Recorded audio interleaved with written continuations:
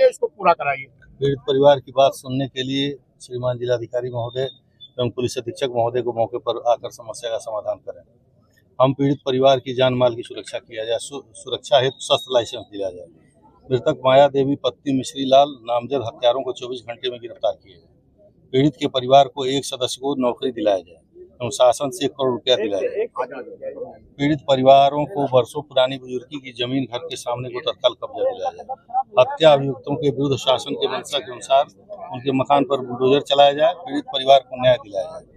पीड़ित भूमिहीन परिवार को 5 बीघे कृषि योग्य जमीन का एक पट्टा दिलाया जाए। ये इनकी मांग है परिवार की। तो इसमें जो जबरदस्ती इनके घर सामने जमीन कब्जा है, इसमें बुलडोजर तो तुरंत अब तक आ जाना चाहिए था आपका। ये सरकार की मंशा है माननीय सीएम साहब, ये सरकार की मंशा है। लक्ष्मी ले रहा हूँ, बोल रहा हूँ मैं क्वेश्चन करो आप। अरे अध्यक्ष जी, आज आप मौके पर आए कान्हामऊ गांव में, जो 2 दिन पहले घटना हुई थी, क्या कुल मिला और क्या अभी तक क्या कार्रवाई हुई?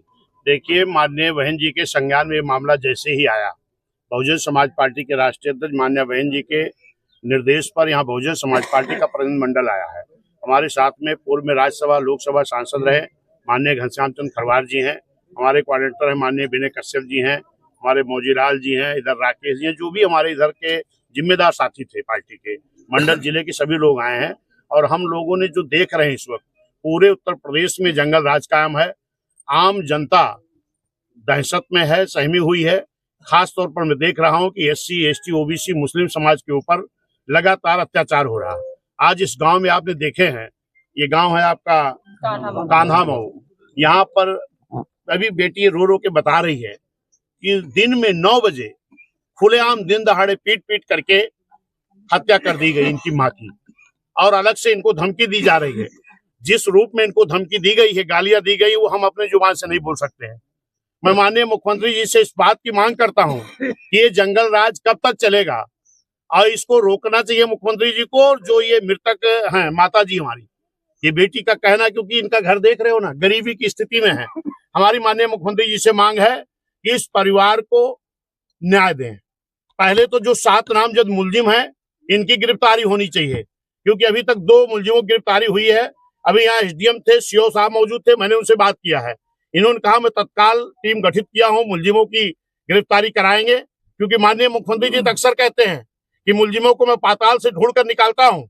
तो इस सरकार के जो यहाँ प्रशासनिक अधिकारी हैं, इनसे मेरी मांग है कि तत्काल मुलजिमों की गिरफ्तारी करें और इस परिवार को सुरक्षा मुहैया कराएं, क्योंकि यहाँ पर ये बेटी और इनका बेटा मौजूद है। इन लोगों को आज भी धमकी दी जा रही है और इनके परिवार के लिए माननीय मुख्यमंत्री जी से मेरी मांग है कि 1 करोड़ रुपए का आर्थिक सहयोग दिया जाए और इनको एक सुरक्षा के लिए असलहा इनकी मुहैया कराया जाए, बनवाया जाए। और इनके, क्योंकि ये माँ कमाती थी, भले बुजुर्ग थी, भैंस चराती थी, गाय रखी थी, जानवर जो इनके थे, जानवर चराने गए थे बेटा ना, ये परिवार की देखभाल करती थी, आज इस दुनिया में नहीं है। अध्यक्ष, परिवार की क्या क्या मांग है? मेरी मांग है, परिवार की मांग है कि इनको 1 करोड़ रुपए की आर्थिक सहायता दी जाए, इनको सुरक्षा के लिए एक असलहा की व्यवस्था की जाए और इनके बेटे को सरकारी नौकरी दी जाए। इनकी तरफ से कोई मांग पत्र लिखा गया? हाँ, निश्चित है कि इनकी तरफ से ये मांग पत्र है जो इन्होंने लिखा है। इस मांग पत्र को लिखा है इनके बच्चों ने। ये उनकी बेटी है, इनका ये बेटा है। क्या भाई हो बेटा? तो 2 भाई है। इन लोग मांग है कम से कम हमारे एक भाई को सरकारी नौकरी दी जाए और आर्थिक सहायता दी जाए, कम से कम 1 करोड़ रुपए, मुलजिमों की गिरफ्तारी की जाए, कड़ी से कड़ी सजा मिले। और जो इनका विवाद है, जिस विवाद के नाते लोग जबरदस्ती दिन दहाड़े हत्या किए हैं, अभी SDM साहब हमने बात किया है, इस विवाद को त्वरित सॉल्व किया जाए। क्या भूमि का निस्तारण SDM साहब ने क्या आश्वासन दिया? SDM साहब ने कहा कि इसको कराएंगे और अगर निस्तारण नहीं होता है तो मान्या बहन जी के निर्देश को लेकर के हम इस लड़ाई को पूरा आर पार लड़ेंगे, इस परिवार को न्याय दिलाएंगे। सर कहते हैं कि अगर न्याय देर से मिलता है तो भी अन्याय बराबर होता है। सर निश्चित है, ये अन्याय है। अगर दिन दहाड़े इस तरीके से हमारे गरीबों की हत्या हो रही है और इसको सरकार रोकने में नाकाम है, ऐसी सरकार को रहने का कोई अधिकार नहीं होता है।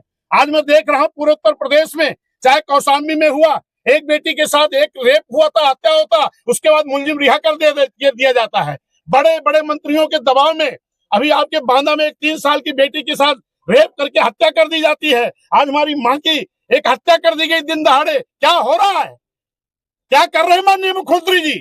खाली अपनी फर्जी पीठ थपथपाते हैं कि आतंक खत्म हो गया, गुंडे खत्म हो गए, लेकिन लगातार गरीबों के ऊपर अत्याचार हो रहा है। इस अत्याचार को माननीय मुख्यमंत्री अगर ये परिवार को न्याय नहीं मिल पाएगा तो आप लोग आगे क्या न्याय नहीं मिलेगा तो बहुजन समाज पार्टी के नेता माननीय बहन जी के निर्देश